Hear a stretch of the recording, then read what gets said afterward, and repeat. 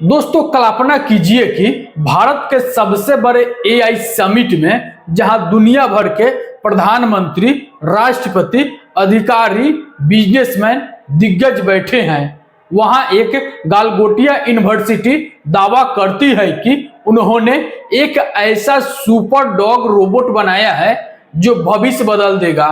नाम रखा गया Orion. This has been developed by the Center of Excellence at the Galgotias University. I would also like to take a moment to brief you about Galgotias University.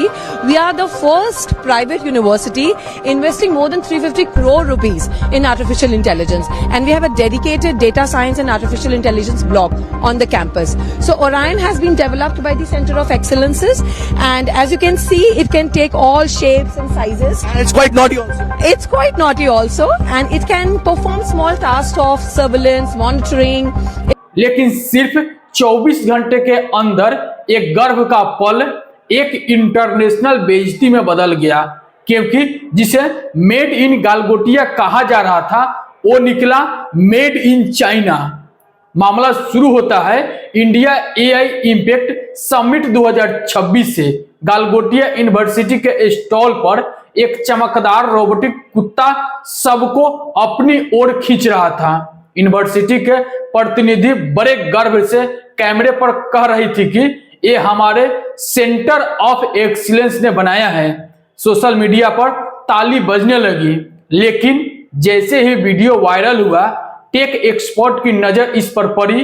पता चला कि ये Orion असल में Chinese company ऑन्ट्री robotic का GO2 model है, जो market में लगभग 1.5 लाख से 2 लाख रुपया में कोई भी खरीद सकता है।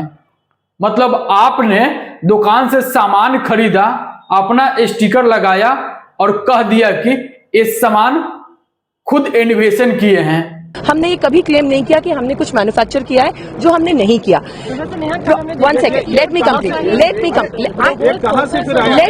मतलब ये कहाँ से डेवलप शब्द अभी यूज किया था। तो डेवलपमेंट का मतलब किसी चीज को डिजाइन। इस पर चीन के तरफ से एक्स पर लिखा गया है कि भारत में आयोजित एआई समिट में जिस रोबोटिक कुत्ते को गालगोटिया यूनिवर्सिटी ने अपना बताकर दिखाया, वो चीनी रोबोटिक फॉर्म यूनिट्री द्वारा बनाया गया है, जिसकी पहचान यूनिट्री GO2 के रूप में हुई है। यह भारत में करीब 1.5 लाख से 2 लाख रुपया में बिकने वाला कमर्शियल रोबोट है।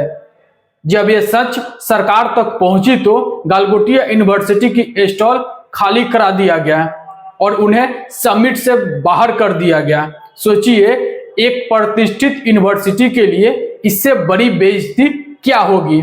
वो हम आपको एक्सप्लेन कर सकते हैं कि कहाँ थोड़ी सी चूक हुई है।